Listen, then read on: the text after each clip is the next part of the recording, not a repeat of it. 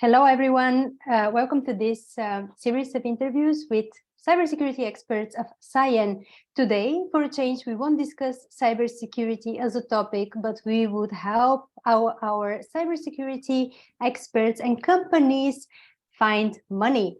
We have invited key experts in this field, Niels Tudor-Vinther, who is creator of the grant podcast, and he would walk us through all the tips and tricks of finding funding from the EU.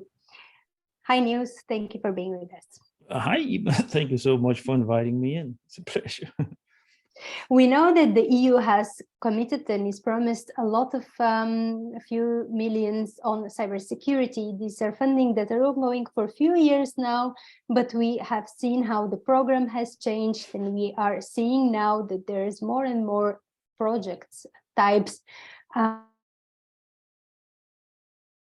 can companies benefit from this funding? To start with, what are the different funding options available out there? How can you describe this to be clear for everyone what we are speaking about? Well, the big animal on the savannah, so to say, is of course the Horizon Europe funding framework program from the Commission. This is the major box of money that the EU Commission offers to all sector areas, socioeconomic areas, to develop groundbreaking research and innovation within their each respective area. And for cybersecurity, the Commission has lifted their games, so to say, over the last 6-7 years. It's quite substantial what they have thrown into the box now. They've also, well, I actually wrote a proposal some years back in 2015, and already then it was at the, it was pushing limits on what you could do. So this is the most important box of money. Then you will always have other kind of funding possibilities within any area, but they would then be sort of other ways of supporting. The Horizon Europe is funding between 70% and 100% of the activities that you do, where you would have, for instance, national funding throughout the EU member states. It's varying a lot, the level, both the amount of money you can apply for, the budget, and what kind of conditions you have there. Some countries are more favorable, and some countries, they offer almost nothing at all. If you have a favorable country, so to say, if you have a lot of funding, then national is often easier to approach. And easier to get. That's the case for Denmark, for instance, or Germany. From the EU side, you would have also the box of tenders. Tenders, that's not funding, because it's more, the tender is you apply for money to pay for everything. So it's you don't have to. It's not the same regime or same principle of co-financing that you have in the Horizon. This is where you say, this is our budget, this is what we need to cover it. Or actually, it's the other way around. The Commission said, this is the amount of money we offer to do this. And they specify very detailed what you need to do. And then you bid, so to say, on that task with your application, and the one that wins gets the money. So that's that. You have in the EU system, you also have loans, but to tell the truth, I am not. So you have the EIB, they have loan schemes, different schemes for innovation, innovative processes, technology development.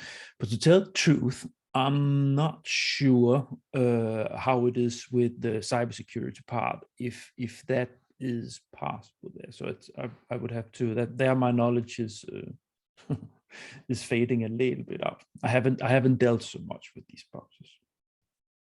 Did I answer the question?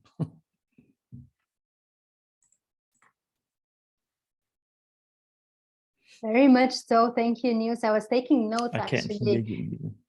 because everyone of us eventually is interested to participate in this project. As you said, they have different objectives, different conditions, and probably being at European level comes with its pros and cons. As you said, different countries, different approach. But what are the conditions? So I can imagine many of our viewers are watching, I don't know, from Turkey, from Bulgaria, from Germany, as you said, favorable country. What are the conditions to apply for EU funding, whether it's grant, whether it's a project or tender you specified? Yeah, what should they know about it before even considering? I think the baseline of doing the research and innovation, approaching those, you should never perceive it as money you get. You should perceive it as covering activities you would do anyways. So it should be something that you have planned. If it's a private company, a business plan you already made, you already discussed or even agreed on the costs for making an investment, somewhere around that, in that area, because then you can much more diligently move towards what is available. Does it fit with what we need to do? How does it save us money in our company, in the investment and some of the risk and the investment? What can it do for us to get that sort of share the risk with the commission for developing what we need to do? That's the approach to take, and it's very important. I think that's the baseline approach, because if you perceive it as money you get, then you're going to be disappointed a lot when you need to sit with 15 other partners and you need to deal with all kinds of collaborations, and where things get a little grinding in between the partners. You need to deal with administration that you're not used to. It's different from what you would do towards your own accountant, and so on and so forth. All these things will be much more uncomfortable if you perceive it as we need some money. But if you perceive it as something that helps you with an investment, then that's indeed that's making it more. The chance that it's going to be a pleasant journey is much bigger than that. So that would be the first advice.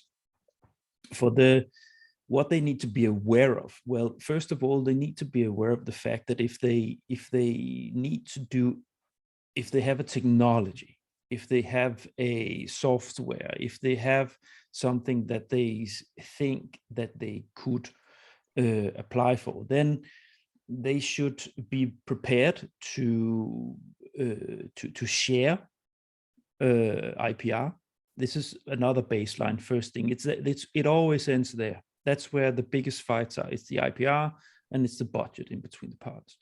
So the IPR, especially for something like this is a really hardcore area, cybersecurity. So you really have companies that have developed, and also universities, researchers that has developed things, good technologies, strong technologies within this area. They really want to keep it to themselves.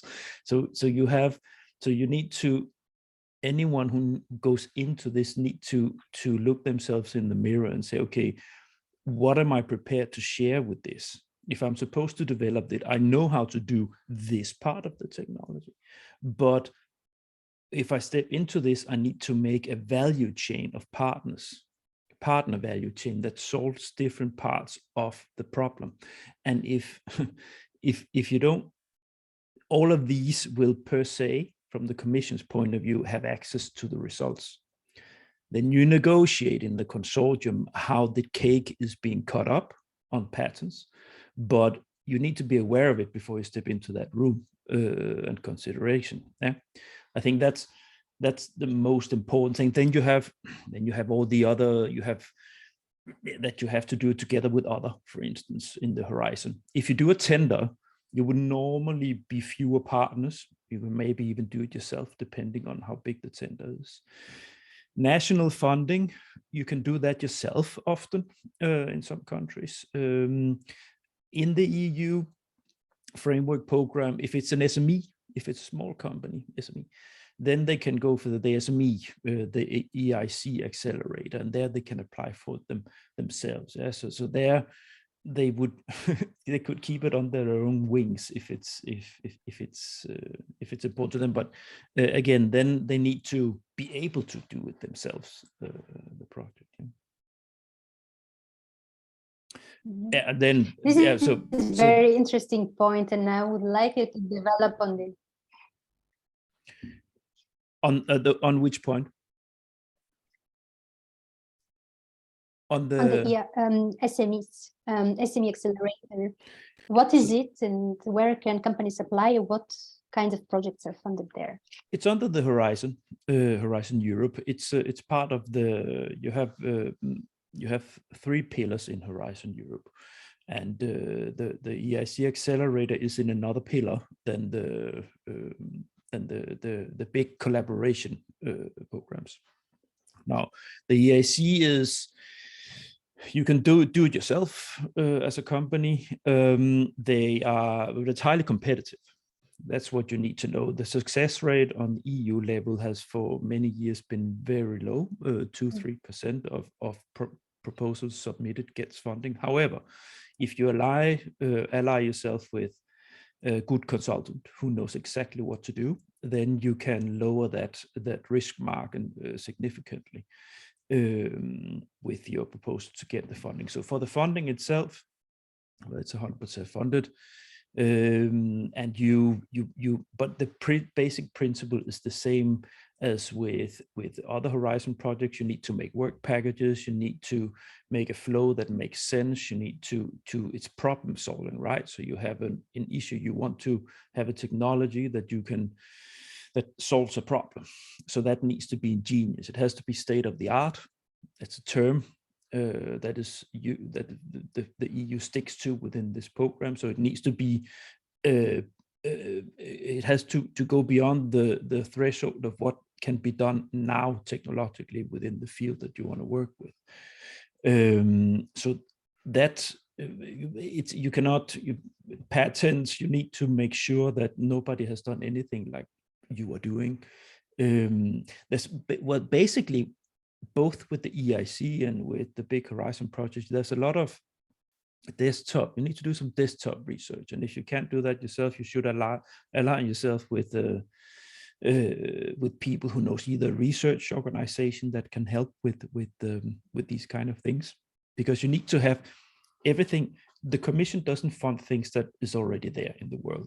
The basic back curtain of the Horizon Europe program, including the EIC accelerator, is that the EU Commission wants to strengthen European economic sectors. Yeah? It wants to make within each sector the strongest in the world. That's the baseline. And so this means when you apply for money, for funding from these boxes, you should perceive it as such that your solution can make a difference and go beyond something that is possible today, either alone or you make a unique solution together with a set of partners. From what I hear from you, there's different options and different scenarios, but each of them seem to be looking for something, the unicorn, that has to also be very prepared administratively, and that would be able to find the best suited project for them. What are the pros and cons then of using this type of EU funding versus, say, investment from the market, from free investors? I think if you're not prepared to share your results with anyone else, then you need to, if you need the funding, if you can pay for it yourself. Big companies within cybersecurity, they can do it themselves if they want. They can develop a technology, they can work commercially, collaborations with research institutes and so on. So if you do this, it's because it can lift you to a new place, so to say. So as I said before, either applying for the funding takes the risk away. Yeah, so that's what the commission does with the funding. It takes away part of the risk and gives you money to mark that up to make the best solution. And if that fits you, if that's a solution you can live with as a company, then it's a very good solution. Second, let's just say you have EIC Accelerator, you do it yourself, but you still need to fit into the frame with that as a company organization, need to feel comfortable with that. In big collaboration projects, if you step into them, it's because you're not able to do it yourself, or it's because it's such a big task that commission had asked, say, airport security, complex structures of hacking, I don't know, or even terrorism, like cyber terrorism, stuff like this, where the ambition is so high that you will never yourself be able to do that alone. You need to do it with somebody else. Then you need to consider yourself, am I ready to share what we do in this company? Is it something that we, as a strategy, can we live with sharing our work with other key partners, with other partners, 10 or 15 other partners, or can I not? Because the funding, it's always going to be there. You can get funding for anything in this world almost. So you can always find cigar boxes that can cover parts or fully what you want to do. But you need to find out with yourself if you are ready to collaborate with others, if it's Horizon Europe. You need to find out if the budget for an EIC accelerator, if it's big enough, or if it suits you the way the setup is. It can be many things that makes it doesn't really fitting what you want to do as a company strategy. So it's stepping into this room of funding. You need to if you don't know yourself, you need to ask somebody who can guide you a little bit. You have the NCPs, the National Contact Point Network. Each country has national contact points for all sub areas, and you also have for cybersecurity. And it's their job. They are civil servants, and it's their job to help and guide, take the first step, guidance, so to say. And there they will be able to reply to the most important questions, and they will be able to guide you also to further help. Theoretically, I see what you're saying. It's a lot of sharing, it's a lot of collaboration, but again, I don't think anyone goes into this. It's not an objective, right? The objective eventually is to have a big idea, a big dream come true, finding partners. So that's really, for me, it's very important for everyone to, what you emphasize as a point is you have to go for the right reasons in this European project or funding, because it could be very disappointing otherwise. But collaboration, usually we say it's one of the big parts that could make something greater and bigger than ourselves. But it's heavy. It takes time. It could go in completely different direction of what you thought initially, because again, collaboration is all about bringing the story together in a direction. And I don't think it takes the risk away. It actually increases the risk because you have to work with other people. Here I'm talking about the risk you would have for the investment, for the money. That's what I'm talking about. For the money risk, that's what the commission takes away. It takes away the investment risk, so to say. That's what I mean with that. I see. Putting it in perspective of cybersecurity, probably this would make most sense for governmental projects, for designing the new internet. Yeah, this is designing tools for governments to collaborate. I see this is also what the EU is targeting money and their projects around security operations center, for instance, which are also coordinated with currently running projects. But I don't see much room for new players there. Oh yeah, there's always room for new players. Now, so when you have, so an EU, especially if you take the large collaboration projects, you have, it's always so the partner value chain that I mentioned before, you would have different players that needs to play different parts of the proposal. And an EU project is not just about the technology. It's also about spreading the technology. It's also about making sure that there's a market for it, that there's a business model for it.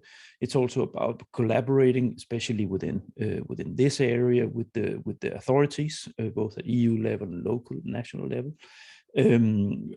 Police, like all these intelligence and so on and so forth. Here, so in big EU projects like this, you would see a variety of partners covering these different areas that Commission has pointed out. We need public authorities. We need, let's say it's airport related. We need airports. We need terrorist prevention. We need, so you would have there's always like a bouquet of flower partners with different colors that you need to have in there. And there's also a role to play. And the key here, the key for, let's say, an SME who has developed a sense or some sort, or a piece of software that is ingenious, if they step into that, then they suddenly get lifted up. Like they would not be able to, or it would be more difficult for them to get into the same room as these kind of partners if they should do it themselves. But through the project, they suddenly step into something where they get an immense amount of knowledge and very intelligent people in the same room from the different corners of spheres that they need to be connected to. So they get a lot of added value from going in there just because they are, the Commission has defined this is how it's supposed to be. So the project coordinator needs to bring those people together. And suddenly a small company can step into that and find themselves suddenly working with the strongest researchers, the strongest big companies, the strongest, like the most advanced authorities on these things that they could never have dreamt of. And what happens then, if it's a successful proposal, so they get the funding, then they will be contacted again. It's always like this. This is how things work in this world. So if you make a proposal and you get the funding and you roll out a successful project, then this partner, this company, they will be involved again. Maybe the consortium want to make version 2.0 of the technology they have developed. Maybe they are connected to via other couple of the partners to another project related, complementary to what they do, and so on and so forth. And the more you get used to working with EU projects with the baseline of it's not money, it's funding, it helps us move on. It's supposed to help the investment we do here. It's not supposed to give us money.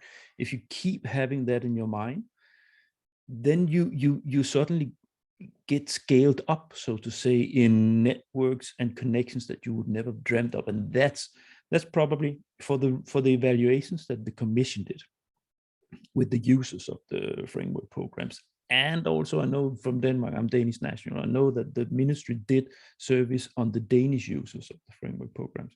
This is the number one thing that they highlight as the pro of being involved in EU projects. That is what it's doing to your network and the spin-off that comes with it. I see.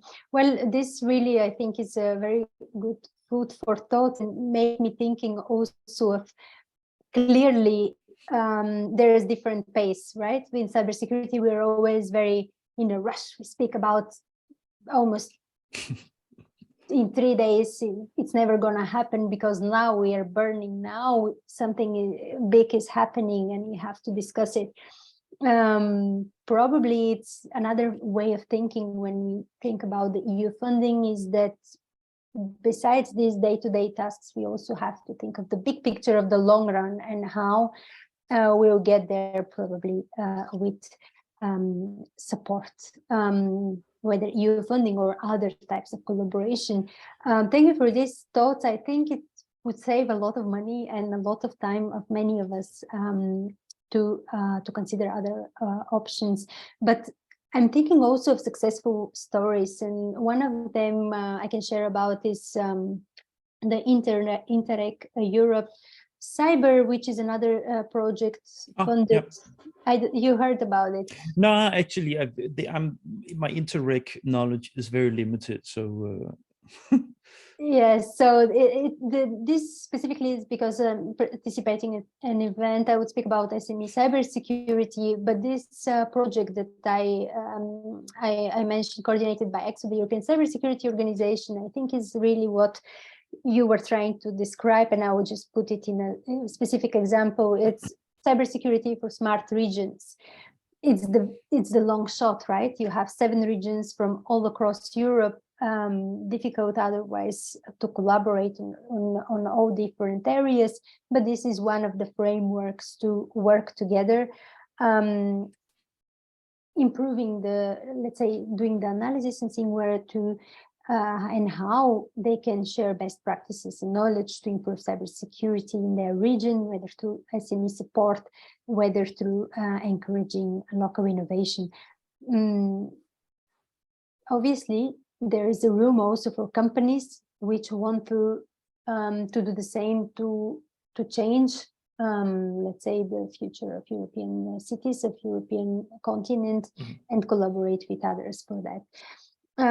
But with day-to-day craziness and fires, trying to look for the big picture, for the long-run objectives, and also knowing that there are so many different options for us to choose from, what would be the first step that you would recommend everyone to start with already tomorrow?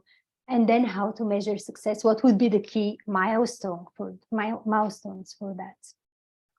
If you think that, like, if you want to check and find out if this is something for you, well, the screening of funding is first up, and it's tricky. It's, if you haven't done this before, you have lots of platforms and so on. So what I've been doing with the podcast that I'm running, the grant, I've been trying to make a step-by-step guide to what you need to do if you want to approach funding from the Pillar 2 in Horizon Europe, and that would be the strategic calls where the Commission has defined. So those are the big collaboration calls. That timeline series, as I call it, that there you would get step by step what you need to be aware of when you start from the basic idea, how to read the call text, how to screen for funding, how to start approaching partners, how to develop your idea further if you're doing that, and so on and so forth. Also, how you collaborate with the partners and so on. It's complex, Iva. So if you want to do this, people can first and foremost go and listen to that. They're more than welcome to do that, because at least it gives them an idea of what they are looking at, if that's what they want to do. Second, I would recommend anyone who doesn't know what to do to check with the national contact point. So check the country they are in, Google NCP, cybersecurity, Bulgaria, Italy, France, whatever, and you will find the names of the persons you need to get in contact with, because there's so much you need to be aware of, and you need someone to take you a little bit in the hand. For some sector areas, you would have innovation clusters. So do you have innovation clusters on cybersecurity? I haven't done that. What we have now is the European Cybersecurity Coordination Center, ECCC, in Romania, which is mostly about supporting, maybe bringing the gap between the industry and the project, the grants. So whether it's considered, I don't know. Yeah, so what I'm referring to here, you have in some countries you have support where people don't pay. Denmark is one of them. Germany also have offices where you can approach and you can get help. They have offices in Brussels that helps you quite a long way. They don't write anything, but they at least put you in the right direction. Okay. If you don't have that, if you're a country where you don't have those kind of offices, you can always, the NCPs is the first place to start if you need to understand. So the NCPs on cybersecurity, they can guide you. And the reason why I'm saying innovation clusters is because for those countries, if you don't have that public support, then you sometimes have innovation clusters where they have that capacity in their secretariat. Yeah? They might have a person in Brussels even. You have even European umbrella clusters covering different socioeconomic areas where you can at least check with them. Sometimes they even are involved in influencing what is in the work program itself. So you can get some guidance and some support, because the Commission itself does have support, but it's a very big animal, the EU Commission. You need a little bit more of a face that is a little bit more approachable. It's not because the Commission is not approachable. They're actually very kind when you get the right person, but it can be a little difficult to find the right one to talk to. Yes, I would not think this is the first step. No, I would not recommend that for anyone. But this brings you to another question. So for sure, the ECCC would have also national bodies. This is still in development. Cybersecurity, still new. Luckily, a priority now for the EU. But this is all European countries we are speaking about. When we speak about not cybersecurity, all the projects or the grants, countries from other companies from other regions, can they apply? Where they can check if they're eligible? Actually, most of the world can apply for funding from Horizon Europe. I think they scaled down a little bit the countries that can apply from Horizon 2020. That was the last framework program to Horizon Europe. In Horizon 2020, it was pretty much the whole world except America, Canada, South Korea, Japan, and Australia, something like this. You know, it was very accessible. I think they scaled it a little bit down, but honestly, a lot of countries in this world can be involved in a normal EU R&D Horizon proposal and get the same funding levels. But it requires, I think they have to make an agreement. There needs to be a bilateral agreement with the EU Commission on it. And I know that countries, the UK and Switzerland has had some issues. They haven't closed the deals, so to say, on the bilateral agreement on R&D funding. So there, for instance, for the research, Marie Curie, which is supporting researchers, there, I think Switzerland cannot get those grants, the ERC grants also. So it's, you need to check for which country it is, and I don't know them by the fingertips, so to say, but I can tell you that Turkey, for instance, yes, no problem. Eastern European countries that are not Balkans, that are not in the EU yet, they are all of them either associated or partner countries in one way or the other. I don't know if Russia actually, given what is happening, I'm not sure if they're on that list. I don't think so. I don't know. No, I don't think so. No. But there would also be possibilities out, like international, Asia, Africa, and South America. But again, I think it's based on bilateral agreements now, so I wouldn't put my hand in fire for who can apply, who cannot. But it's quite. But all in all, it's actually quite liberal, the Commission, with who can get funding. Okay, quite liberal, but still check to be sure. I quickly checked because obviously we have an interview on the European Cybersecurity Competence Center. You could see it in our on our YouTube channel, and you hear more about the organization itself. But I quickly checked, for example, in Belgium, the National Coordination Center is the Center for Cybersecurity Belgium, CCB. This is still very much in development, but this is the place where companies in Belgium could go and ask for support, for information of how to approach these projects in cybersecurity, in the cybersecurity field, of course. Okay, so quite liberal and still quite demanding to get into the EU projects.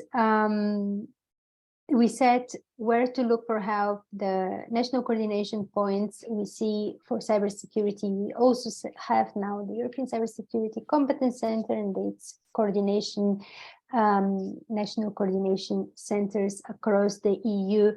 Then I can recommend for content, for instance, if you have curious viewers out there about the concrete content, and that has the Google abilities to carve these things out. They can Google Horizon Europe work program cybersecurity.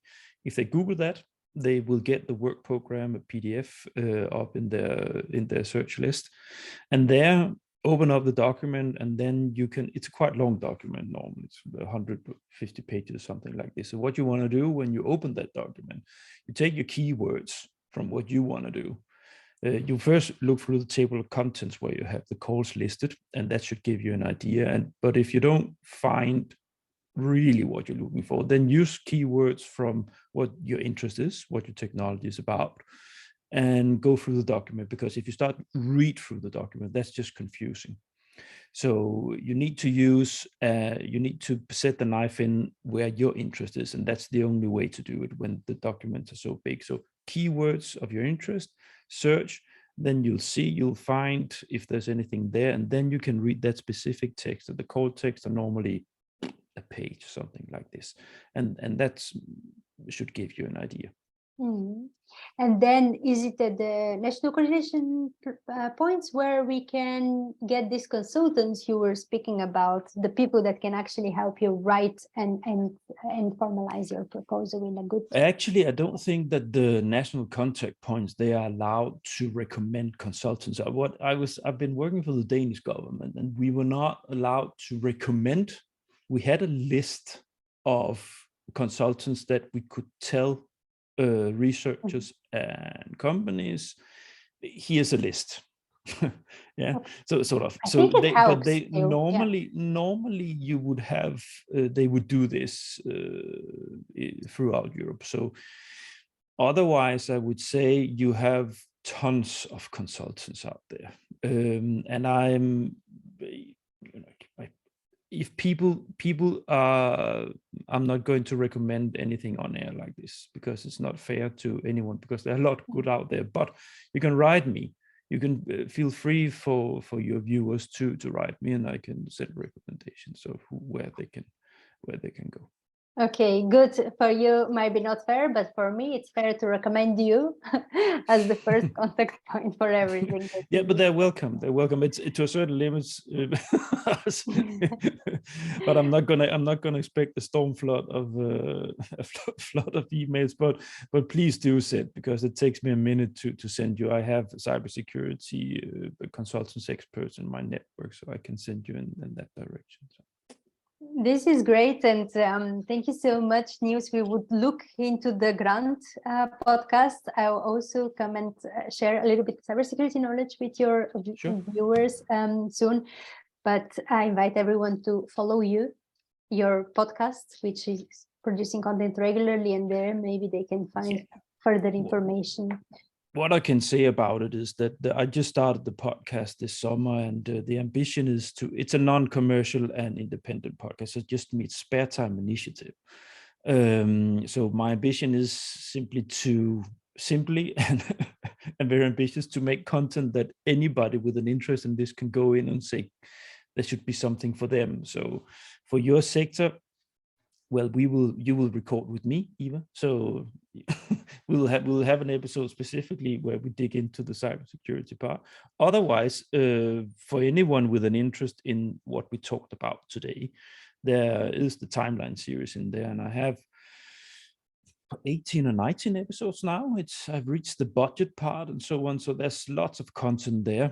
Otherwise, in there you'll find different interviews with researchers, with consultants, with different kind of angles on the process ecosystem, on how consultants work, for instance, and stuff like this, which you can browse around in there to check out. So, and I release an episode per week. So slowly there should be more and more for all parts of the ecosystem to check out.